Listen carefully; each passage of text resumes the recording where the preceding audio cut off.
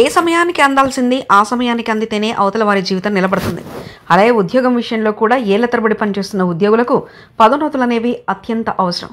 కానీ కొన్ని సందర్భాల్లో ప్రభుత్వాలు తాత్సారం వల్ల, కొన్ని పరిణామాల వల్ల ఉద్యోగులకు పదోన్నతులు లేట్ అవుతుంటాయి.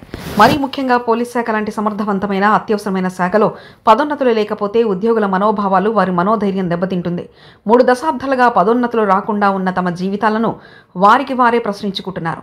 ఎన్ని ప్రభుత్వాలను ఎంత అడిగినా, ఎంత మొరబెట్టుకున్నా ఏ ప్రయోజనం లేదు. కానీ ఈ విషయాన్ని కూటమి ప్రభుత్వం ఇప్పటికైనా నెరవేరుస్తుందని చివరాఖరిగా నమ్ముతున్నారు.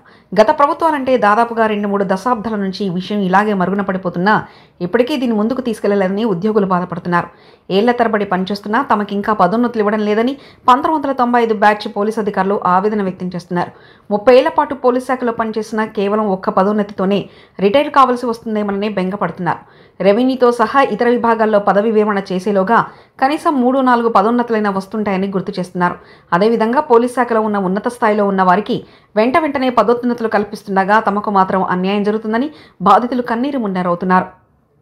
1995 బ్యాచ్కు చెందిన సిబ్బందిలో ఇప్పటికీ కొంతమంది రిటైర్ అవ్వగా మరికొందరు అనారోగ్యానికి గురయ్యారు. కొన్ని కుటుంబాల్లో పిల్లలు ఇంకా స్థిరపడలేదు. ఈ సమయంలో తాము రిటైర్ అయితే వారి పరిస్థితి ఏం కావాలంటూ గగ్గోలు పెడుతున్నారు.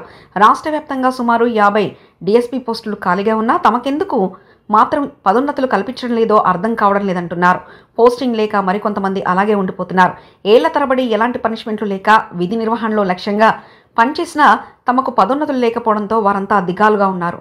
వాస్తవానికి 2025 సంవత్సరానికి ప్యానెల్ సిద్ధమైన మరో 4 రోజుల గడువులో అది పూర్తయిపోతుంది. ఆ సమయంలో తమకు పదోన్నతులు రాకపోతే తమకు భారీ నష్టం జరుగుతుందని బాధితులు వాపోతున్నారు.